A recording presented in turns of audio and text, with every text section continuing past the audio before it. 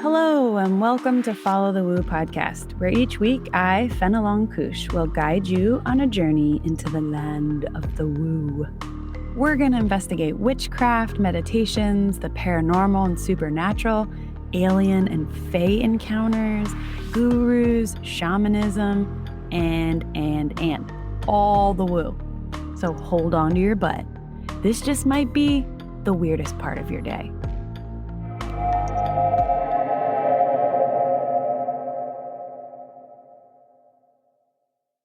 Hi guys, in this episode I'll be chatting with Allison Rummel, a kick-ass friend of mine and crystal and gemstone connoisseur.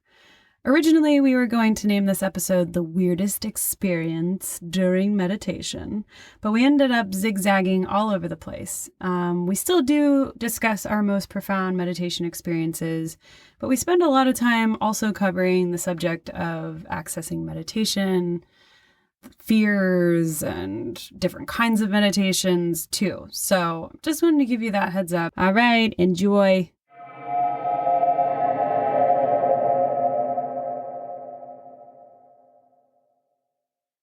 Do.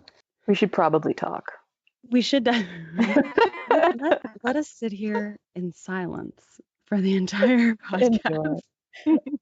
Oh, were we going to speak of meditation? It's a do-it-your-own kind of thing. That's right. We'll provide the quiet. This is an experiment. Enjoy. Today's guest is an old friend of mine and a gemstone wizard, Allison Rummel. Hello, Allison. Hello, darling. Hello. Old friend. Hi. Old friend, do you like being called a gemstone wizard? Wow, a wizard. Yeah, I'm enjoying that. I think that's fun. I think leaning into the description of wizard is smart. The way to go. I'm not going to fight it. Don't fight it. Don't fight it. Yeah, I love gems. I'm fascinated with the woo, as we tend to call it here. And I'm definitely one of those people, and I think you are too, where we like that we have more questions than answers. So lean into that too while you're at it, right? Totally. Allison and I have been, we've been investigating the woo together sort of on and off for 10 years? Yeah, at least. Or more? Yeah. And I mean, we were always talking about that shit, which I love because you were always very open to it. Yeah, me too. Cherish, girl. We have a tendency to cut the crap. On the chit chat. That was great. Okay, let's go there immediately. It's like, hi, how are you? Have you heard about the ghost in my hallway? Let's talk about it for an hour. Yeah, I really appreciate that. Those are the people like you are my favorite friends because we can just go right into that. And there's no judgment and there's no oh, wait, we didn't do those nice small talk things in the beginning. We just sort of went right in. We do not have time for that. Nobody has time for that.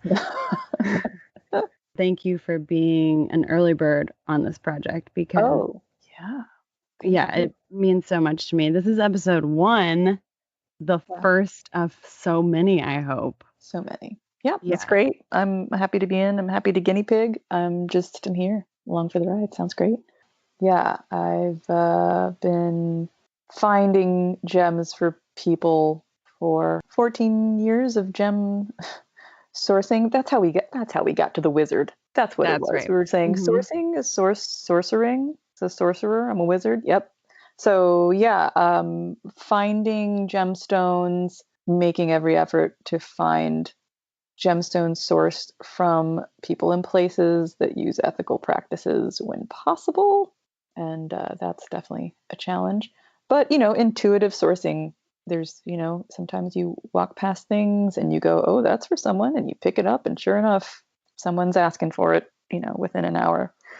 So looking for what people need and helping them find it. You're sort of like, this is the energy that you're putting off. I have an intuition that this gemstone might need to be yours for further healing purposes. I think that's tricky because it's in my previous work was in a retail situation. So you have a person coming into a shop and asking for things. But if you go, oh, there it is, I'm not here to prescribe you something. I'm here to help you find what you need. So I've had many instances where people will come in the shop, and as soon as they come in and I talk to them, I just get a pull towards a stone or an area, and that thing is ready to go. It's like it's been waiting for you to walk through the door, come find me. And for myself, I make a specific point of never pointing to it unless somebody asks for some kind of guidance towards something. And then, yeah, I'd say majority of the time they just find it themselves anyway. So they'll come and, bring it up to the counter. I'm just like, you found it. That's great. So Yeah. it's simple. That's the simple version, is when they find it themselves. I love that what you said about not prescribing to them. So it's really following intuition. It's not like this is what you need, because a lot of woo-woo people do that and it's really uncomfortable. It is. They're like, this is what you have to have. If you don't, we've all been in that situation, right? Like I didn't come with questions to have you fix it. Exactly. I'm not a doctor, but I came with questions to be guided to answer my own questions. And what meaningful spiritual experience have we ever had that isn't truly from within ourselves? That, any healer, any light worker, any person you work with like that, the ones that are impactful, the ones that are meaningful, are always people who remove themselves from the situation and are like a conduit, an intermediary, and just let things come through them. Totally. Yeah. And I think that's actually, in my early years of woo, I would have fallen prey to that. And I think a lot of people do. So listeners out there, just remember, whatever woo path you're going down, if the person is saying that they're the one healing you, that's always a red flag. It's ego, right? Yeah. Keep the ego out of it. Absolutely. You're healing yourself, and those crystals, and that you as a crystal wizard are intuiting something that they're already vibrating. I think part of going down this path is not being cynical. It's being open and being it's surrendering to something that you can't explain. And unfortunately, a lot of people take advantage of that trust that you have to have, and they're frauds. I mean, what comes into mind is like Yogi Bhajan, Bikram, Osho. In the past, these gurus who were supposedly non-egoic, information has come to the surface that shows that they were rapists and they were just really horrible guys. And I think that's we could do a whole episode on that. I want to. Lesson people, don't put people on a pedestal. People are people, For sure. Done. I have fallen. Yeah, the end. That's the episode. Okay, bye-bye now. For it. But yeah, that's a valuable lesson too. So you come by the woo honestly. I think your mom is also pretty woo-woo as well. Oh yeah, full woo in the mom. Yeah. Full woo in the mom. What does your mom do in the woo realm? She does channeling and what she calls angelic healing sessions. So again, she's in that practice of, it's not me doing this. This is information that you are already asking for, and you just need some help getting in touch with tapping into that. And she uses a group of beings, spirits, angels, whatever you want to call them. I think they call themselves angels. So let's maybe respect that. And they kind of work together. They call themselves the assembly, and various voices and various parts of that come forward for her at different times. I think it would be really fun for us to do another episode. I already have like 3 coming to mind, but about having moms or parents that were woo-woo.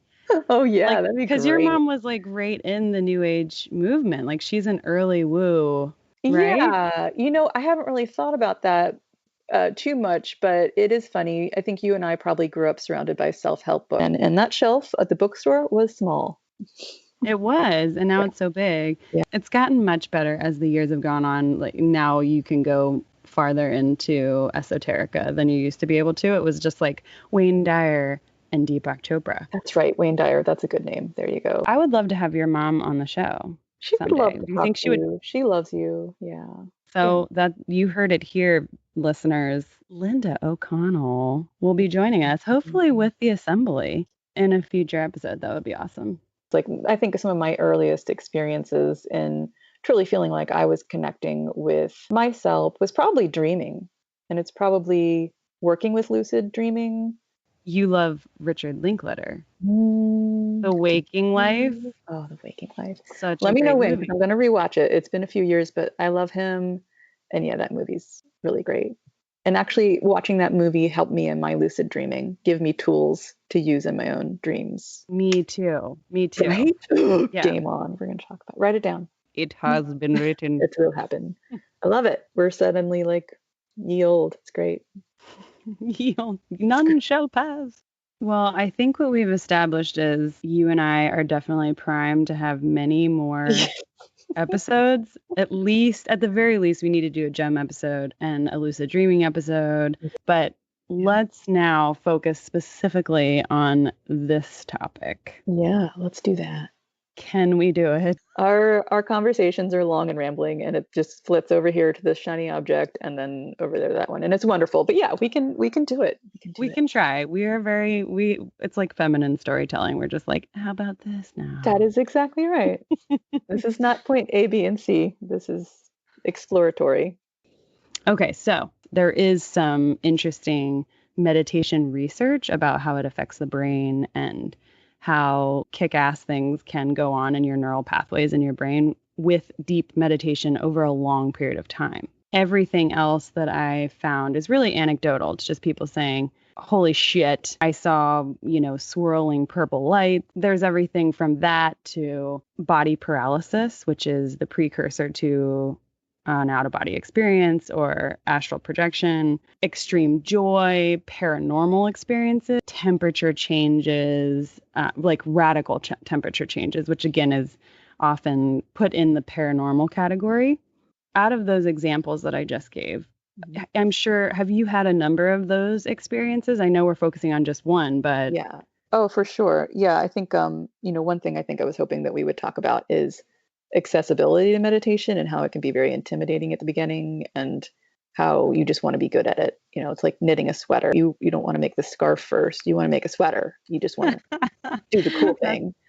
I love that that's your example. That's my example. I would love to knit a sweater. It's freaking amazing. I don't want a scarf. I think like knowing that it takes a while, it's leaning in, it's doing it. But yeah, I think I've a lot of those things, seeing lights, colors. And I think early parts of practice, there was a lot of just seeing colors and being very curious and then looking up colors and corresponding them with different chakras and finding, gratifying information in that and really enjoying that experience.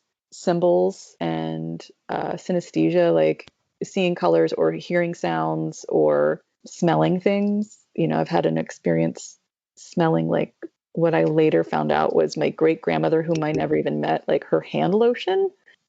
Yeah.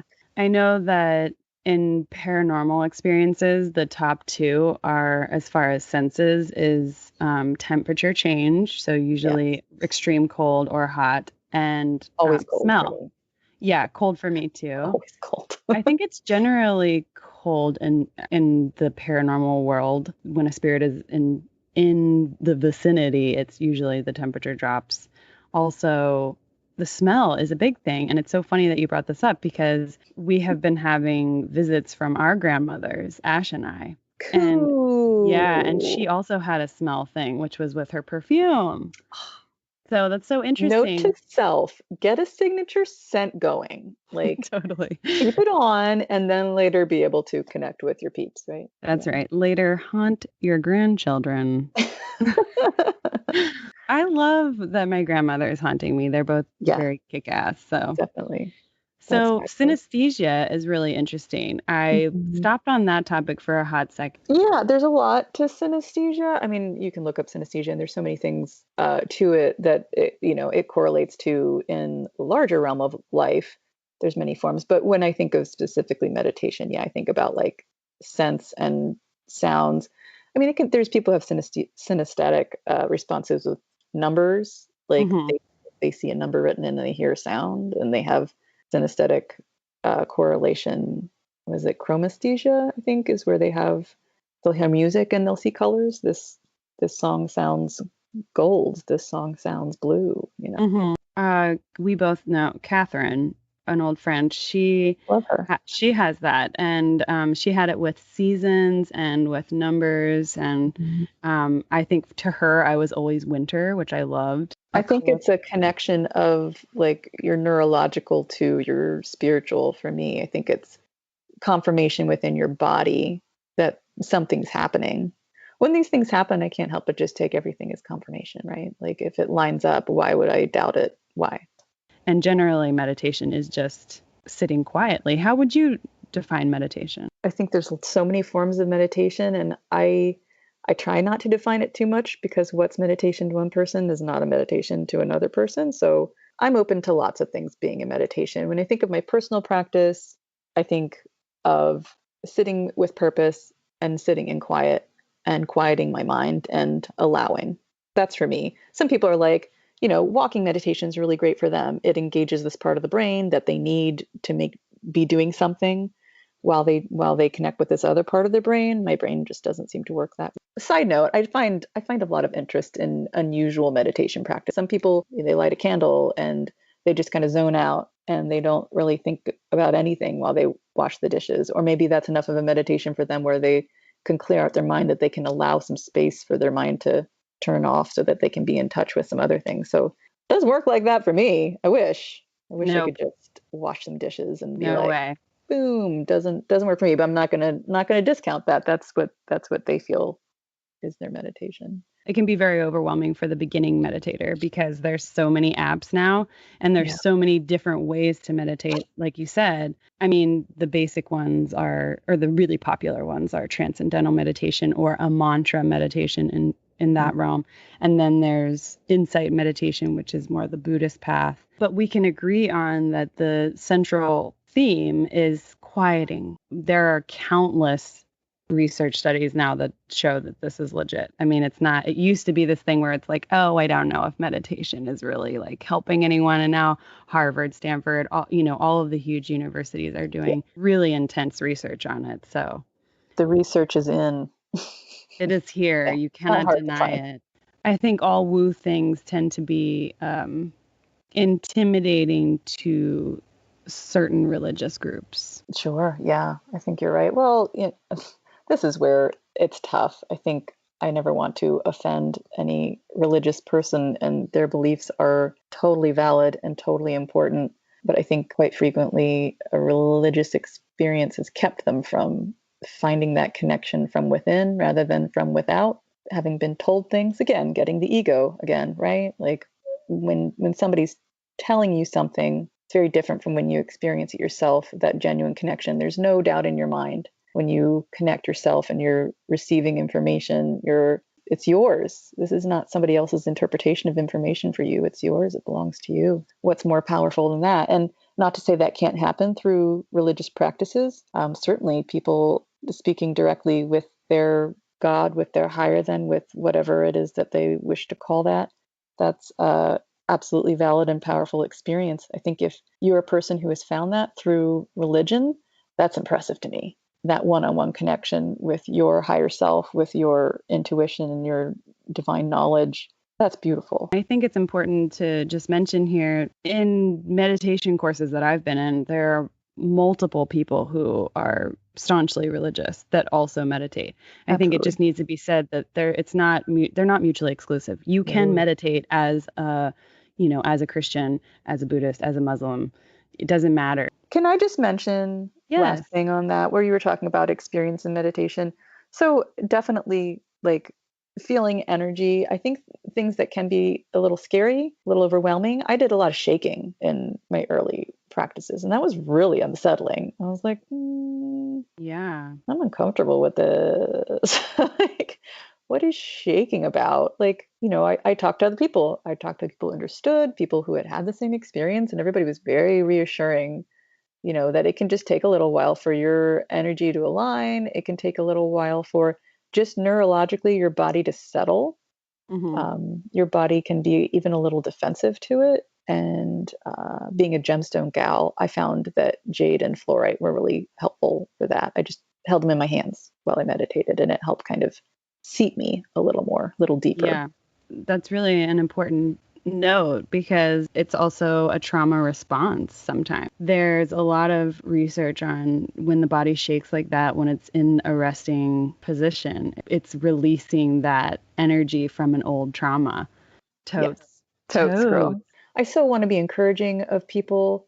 I want you to know I don't meditate every day. I've got a 4-year-old. I just don't. It's just like impossible. Are you kidding me? I get in bed, I like fall asleep. I have no time to myself. Like finding that time and carving that out is hard. I take my time when I can.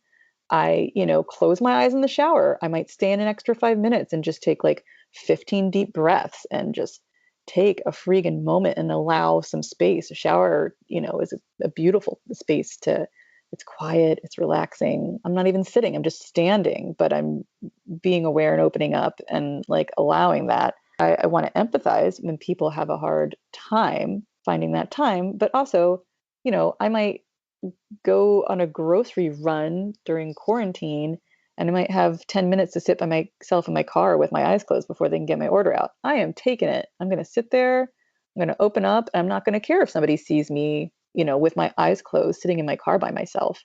I think a lot of people, they're like, how am I supposed to do meditation? I can't turn my mind off. And that's the same thing with yoga. A lot of people say, how am I supposed to do yoga? I'm not flexible. And it's like, well, when you do yoga, you become more flexible. It's the practice of becoming more flexible. And it's the same thing with meditation. Everybody sucks in the beginning. I still suck at it. I just meditated yesterday and I don't actually know if we can call it real meditation because I could not get my mind to shut the fuck up. It was just like, yeah, absolutely. I think it's really important to state I'm not a guru sitting on top of a mountain with my legs crossed for 4 hours every day. It's just, no. No, that's not in the cards for me this lifetime. Although I have deeply considered it. And I think the word practice is really accessible when you're having a conversation with general public, people who aren't leaning into the woo, as it were. You can use the term practice and everybody knows what you mean. I try to practice not shaming people. It's a practice. Do I shame people? Sure. Do I wish I hadn't? Of course. It's a thing that you try to make a part of your daily life, right? Yeah. Yeah, I think, and even the people who are really, really practiced still have meditations where they cannot rein in their thoughts of that day. It's normal. Is it time for you to tell us the weirdest experience you have had during meditation? Sure. I'm going to preface just for 1 second by saying, speaking of any very personal practices is an exercise in vulnerability. And something that's very personal. I'm not like a big social media person. I definitely have moments where I have to stop and pause. What am I sharing with who? Here I am saying this. Hello, internet. I just want to acknowledge that sharing a very personal experience, a very personal practice is an exercise in vulnerability. Brene Brown would be so proud of you. Hey, Brene. Hey, Nene. Oh, Brene Brown. We love some Brene. So yeah, she would be proud of me. When I thought about what's an odd experience in meditation, I found myself going back to this one experience. It was odd because it was so clear and it was so definitive and it was so unquestionable and unshaking in its clarity. There's no way you can doubt when you have an experience like this that this is very real and very concrete to you. I was working with a Native American shaman who was teaching spirit guide meditation, and it was like a weekend course, and we did work in like medicine wheel. We do meditations in medicine wheel, and I would have little things come through, small bits of information, imagery, iconography, that type of thing. And I was very pleased. Like, this is great. I'm getting some symbols and some stuff. But we did a seated meditation that was guided with breath work, specifically to connect with our spirit guide, maybe 10, 15 minutes, just doing breath work, connecting, and then specifically opening up and saying, I'm ready to connect with my spirit, and kind of using this almost in a mantra way, kind of over and over again inside, not out, not saying it out loud. I was in a room with probably like 20 people, and I'm in this meditation. It feels really nice. It's very comforting. I'll also mention, for sake of this conversation, that I had really terrible allergies and snot was just running down my face. When you talk about distractions and meditations and how, the sound of a dog barking or something distracts you and you can't meditate because, there's distraction or thoughts or whatever, you acknowledge it. Yes, there's snot dripping down my face. No, I'm not going to stop and wipe it off. Like, I'm in this. I'm doing it, She guided us to start asking questions, and leaving a space in our thoughts to hear something. So my breath was in, and I am, open to connecting with my spirit guide. My breath was out, and it was, I am open to hearing, forget the exact words, whatever it is that they want me to know, right? And then taking another breath in and another breath out in silence, and just seeing what develops in that space. That was a game changer. Like, having somebody tell me, you can ask basically whatever you need, whatever you want. Ask, in, out, listen, in, out. Ask again, in, out, listen, in, out. After repeating that many times, I just heard, I'm here, I'm with you. I didn't know what what to do with that. So I just kept saying the same thing, my same mantra over and over again. And I just heard, I'm here, I'm with you, I'm always with you. And it's like, what? Spooky. Yeah. But also not scary at all. I had no oh yeah, should I just get up and leave? This is like, there was nothing. It was all just like warm and fuzzy heart love. It was kind of my own voice. And I sat there kind of thinking about it with the tiny part of my brain that was still active, thinking like that was kind of part of it. It was in my own voice to break me into this concept slowly so I wouldn't be scared. Right. That was kind of beautiful. Like, part of me, I knew, my highest power, whatever my spirit guide knew, that would be an intense situation for me. So it was adjusted. And having that faith in that things don't have to be scary. I think when you go to meditation with fear, you can bring a lot of fear. You can attract a lot of fear. And I think if you go into it feeling confident that you are positive, the world can be a positive place, you can have a positive experience, just don't bring the fear with you. Just leave the fear. Leave the fear, the mantra. Just leave it. You feel it, put it aside. There it is, acknowledge it, move on. Don't let it rest on your head and make a nest. What you just said reminds me of the movie Contact with Jodie Foster. Have you ever seen it? Yeah, it's been a while. But yeah, I used to love that movie, man. Great movie. That's my mom's favorite movie. When we can't figure out what to watch, she's always like, we're watching Contact. I'm going to rewatch that. Great idea. I like Jodie Foster a lot. She's amazing. Oh, she's great. Well, what reminded me of that is that you said what came to you was what you could handle in that moment. And spoiler alert, people. How many years later? How old is that movie? It's like really, really old. But when she talks with the aliens look like someone she knows. Yes. Because they knew that wouldn't freak her out. That theme is reoccurring in a lot of spiritual texts, and a lot of gurus and saints have said, when I see God, I see my God. When you see God, you see your God. Yep. It's the same God, but it's just whatever makes you comfortable. Right. I love that. I do too. That is so comforting and reassuring, so caring, so loving. That being said, our guide for our meditation started prompting us with questions, and I said, "What's your name?" And letters appeared, and it was JIMBAY. Jimbay. Yeah, Jimbay. And I kind of, in my head was like trying to read it and trying to make it into a name, and then this E came in here. And just showed up and pushed the little Y, and it was like, this is, now say it like this. So it was this real showing of my alphabet, how to say this name. I mean, that was delightful. I felt like giggling. If I wasn't sitting in the room with 20 people, I probably would be cackling. I feel like I love Jimbay. Girl, you want to talk about feeling like you love somebody, prepare yourself, because this whole experience was pure love. The questions I asked, when you were in that headspace and you have direct communication, you have a million questions, but it's like getting to surprise interview like a celebrity that you didn't know you bump into in an elevator. You're like, so what's your favorite tree? Ah, gosh, at one point I think I asked him if he had any pets, and he was just like, what? Jimbei, this is like the most profound experience of my life. What? Do you Exactly. have pets?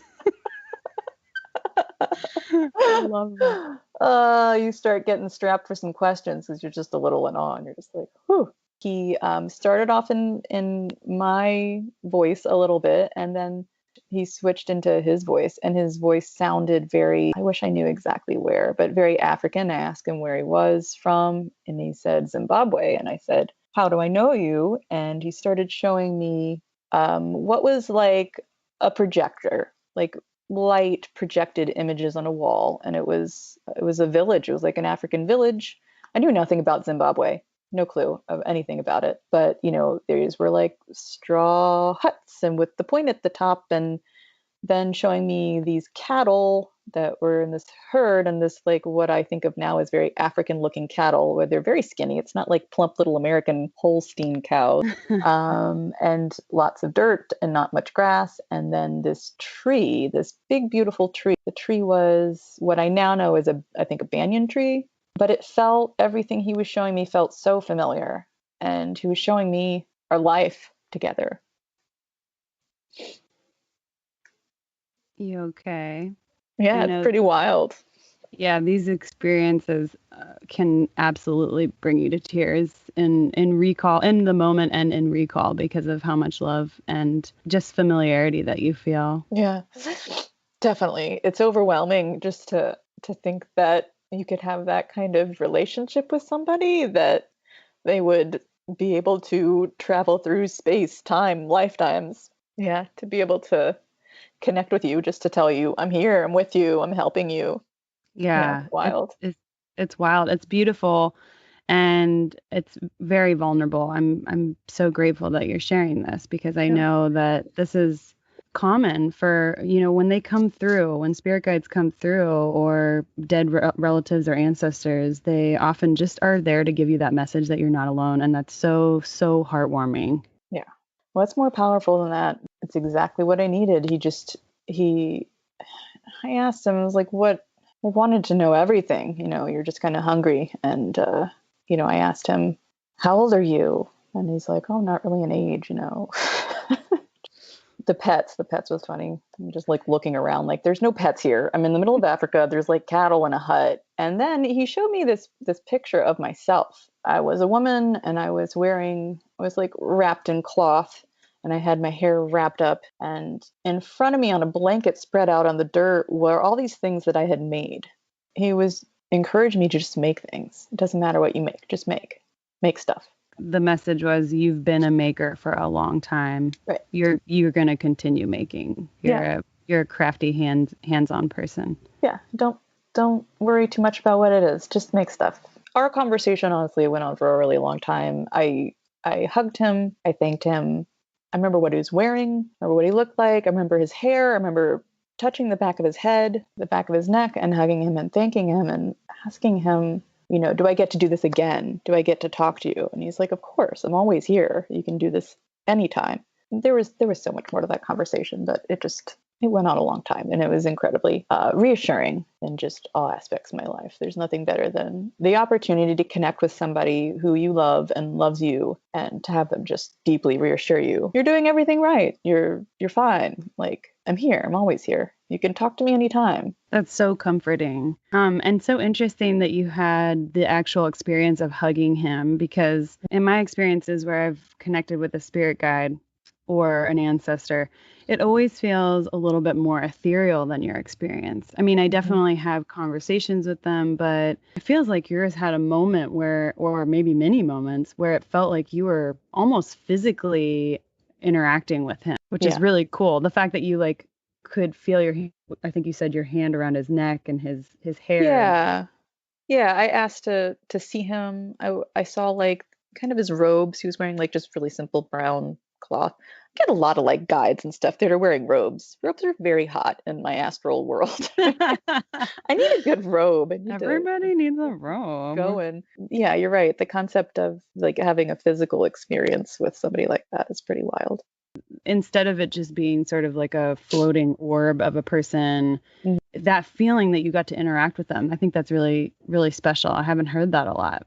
It's happened a few times with different things, and I wonder why. I don't really know why. You can't explain that experience, and it still moves you to tears to speak it aloud. Absolutely. What do you think was the most incredible gift that Jinbei gave to you in that meditation session? I mean, finite knowledge that this isn't it, Here, here. right? There's something beyond the monotony of this life, or even just the limiting feeling of this life. Just like, whoop, you could never convince me otherwise. It just personal experience, you know. And no one can take that away from you, but you know, because you experienced it, that this world is much bigger and more expansive than you could ever imagine. Buddhist meditation, insight meditation, celebrates the idea that don't listen to me, don't listen to gurus outside of yourself. Go within and experience it for yourself. Yep. Experience that truth. Yeah, no, their whole practice is I'm going to deflect. This is not about me. You've got to do it. You've got to put the work in. You've got to do that. Be there, make the space. And that's what it is. It's making the space. And you don't have to ask questions. It doesn't have to be about that. Sometimes you can just be present and listen, right? Yeah. I found that in those experiences, they have the spirits or ancestors or spirit guides, whatever you want to call them, they almost always have such a great sense of humor. Oh my God, they are just all the time. I agree. And they often express to you that like, oh my God, you're so serious. Yeah. Would you just chill the fuck out? Would you please lean in? Comedy is comforting, and making somebody laugh helps relax them and takes a power dynamic away. Do you have any pets? Do you have a domesticated animal in your vicinity? Oh, gosh. I often end up asking like really simple things too, like, you know, whatever is happening in that moment, like, should I go to this meeting that I have today, or should I? And it's like, the answer is almost always like, who gives a fuck? Like, like that is so unimportant. Why are you asking me this? Yes. For people who do deep meditation, you know, we don't look great by the end of it. Like, I was slouched over to the side with snot dripping out of my nose. Bless the shaman lady. She said, oh, she's in there. We're not going to disturb her. Like, it's so important for people to know meditation is not just sitting on a rock and feeling perfect with your chakras aligned. It's there literally for everybody. And it can be whatever you need. So in that case, Jinbei came forward and that's what you asked for. And that was a specific kind of meditation, right? She was specifically calling on spirit guides, right? Right. The whole point. We're all here to meet with our spirit guides. That sounds like a great day. Oh, so much fun. Great times. Well, Jinbei, if you're here with us, I imagine you're always here with Allison. Thanks for being so cool and giving us a great story. Nice little gratitude there. Yes. Jinbei. Seriously, thank you for sharing. I've done these 10-day silent meditation courses. They're Vipassana, which is the insight meditation. And I've done at least 6 of them. Every time is totally different. And it's about 100 hours of meditation. So it's 10 days, 10 hours of meditation every day. Whew. It's intense. It's fucking wild. How could you not have an experience, you know? Seriously, it is gnarly as fuck. And on top of that, not only are you silent for the whole 10 days, but you're also not permitted to use your cell phone. You don't have anything except your clothing and your basic toiletries. You can't read, you can't write, you can't talk, you can't look at people in the eye, and you eat very, very basic vegetarian meals twice a day. So you're really stripping away. You can't write? Then not being able to write? I cheated many times. Don't tell anyone. At one of these Vipassana courses, it was like day 7. I would say, in my experience, day 6, 7, 8 is when really weird shit starts to happen. You've gone through 60, 70 hours of meditation. Your mind has gone through the ringer. The first 3 days, like, fuck you up. You're just like, I hate this. Why did I choose this? Get me out of here. Yep. 4th day, You move into a little bit deeper, and then, fifth and sixth, the battle with yourself chills out a little bit, Right. and then you go into like the proper woo experience, in my experience.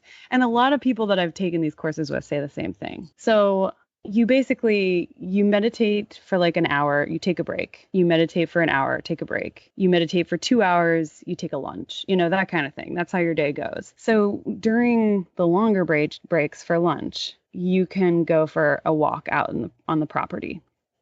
And this was in Massachusetts. So it was really beautiful. It was like, I think fall, early winter. Ooh, nice time of year. That's your favorite time of year, right? Love it. So I went outside. I had gone through a deep meditation. It was, I think, early evening. So I'd already gotten like 6 or 7 hours of meditation in at that point. And I walked outside, just right in there was a little path that went right out to the woods. And I looked at the trees and the scenery, the rocks, the little stream there was, and I just like collapsed and started sobbing.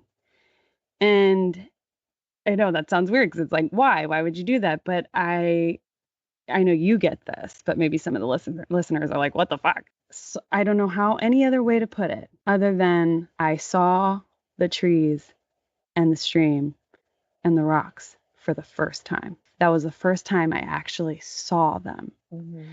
And what I mean by that, it's so hard to explain. Everything that we go through in our lives, it goes through the filter of the mind. And so when we look at things like that, we don't really see them.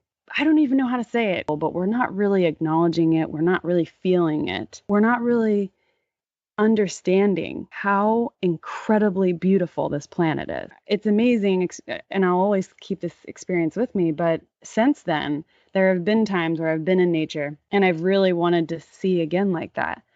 And I often, especially if I've been like working really hard at my job or not connected to myself, I can't conjure it again. Mm-hmm. Like I can't just like will it to happen because it doesn't come from the mind. It comes from some other place beyond thinking. I feel like it doesn't sound as profound as it was, but it really was one of the most mind-blowing experiences for me that I will never forget.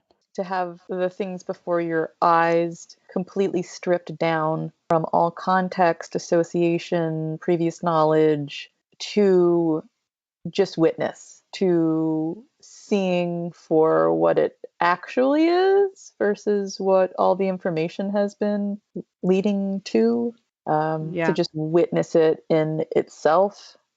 Yeah. I think I get that. It's like we've been trained, you look at that tree. Oh, that tree's pretty. You even say it in your mind. That tree's pretty.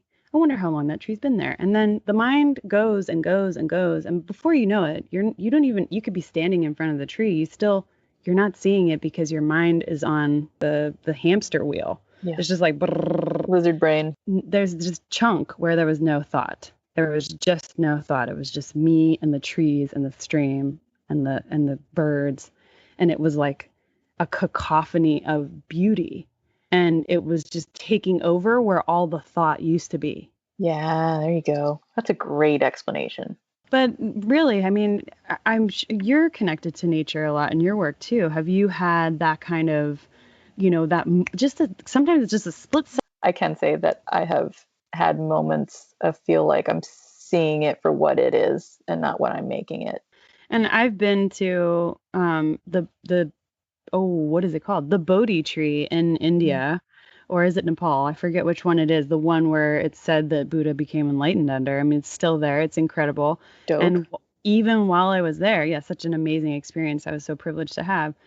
Even while I was there, though, I didn't have that same experience because my mind was processing information. It was constantly in that like, it's just, I think of it as this rapid fire bullshit. And it's sad that I didn't really get to like feel, I don't know, would you say like the aura of that tree or whatever, but I saw it, but I didn't really see it. Well, gosh, you're also, you're in a country and languages around you buzzing in a strange place and it's not your backyard, it's. Yeah, it's hard to let your guard down. Your brain has to, kind of keep you safe.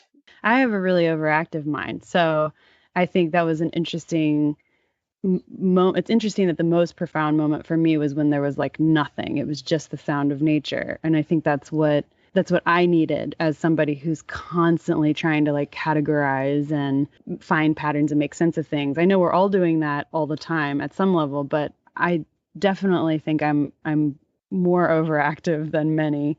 And I wish I wasn't, I guess that's why I continue to have a spiritual practice to quell that like intense noise in my brain.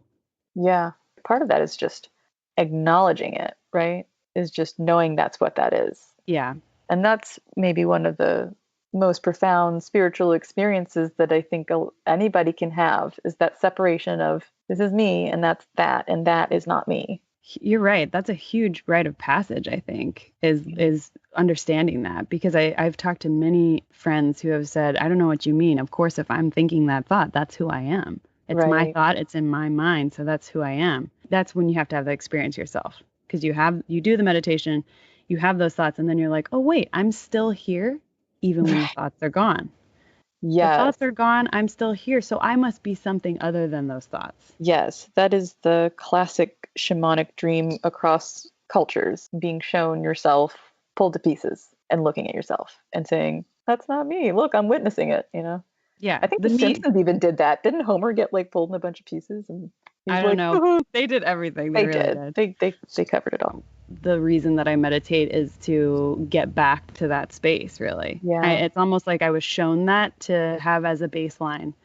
Yeah, right. You're given you're given a baseline. You are. This is a place from which to operate. And the people who I feel like are most frustrated with meditation or have tried it, but then, it just wasn't for me, are people who don't seem to be able to get past the point of disassociating themselves from their thoughts. And they want to do it, but then the ego pops up, the thoughts pop up, and they believe what it's telling them.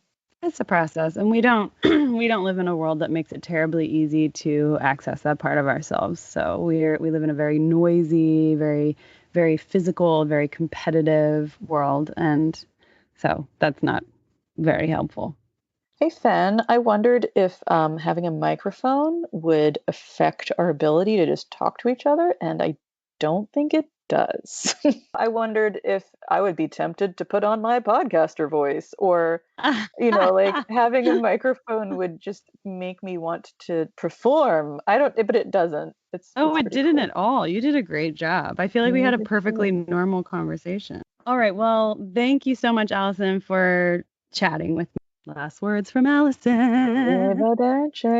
I have nothing. That's it. I thought it was going to be this profound thing. And we're done. No. Mic drop.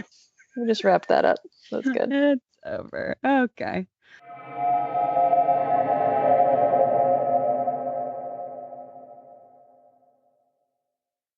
Well, that's it for this week, folks. If you have any specific questions about meditation, or you want to just share your meditation experiences, please never hesitate to reach out to me at followthewoo@gmail.com.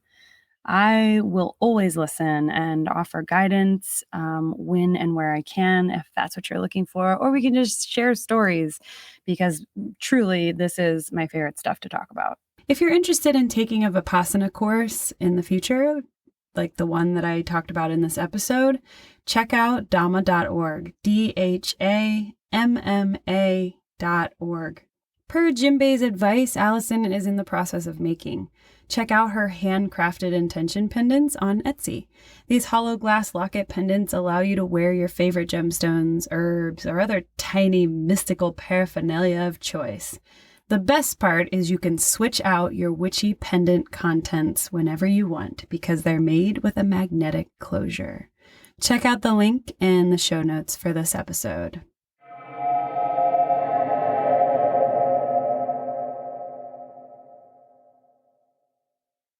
Thank you for following the Woo with me today. If you love what you heard, please make sure to subscribe to Follow the Woo wherever you listen to podcasts. And if you're feeling particularly stoked about this show, please leave a review and/or rating. You can also support this podcast by becoming a member of the Order of Woo, where you'll get community access and loads of extra goodies exclusively on Patreon. That's patreon.com/followthewoo. The Order of Woo patrons bolster this podcast and community and allow for the creation of more content, products, services, and events over time. Every little bit helps, and I'm so grateful for the patrons who have joined the Order already. If you've experienced something magical, mystical, or just downright weird and want to discuss it, or if you're interested in sharing your expertise, or if you want me to research a woo topic with you or for you, please email me at followthewoo@gmail.com. Join me next week for another woo topic, and remember, tell the truth, be nice to each other, and if it feels right,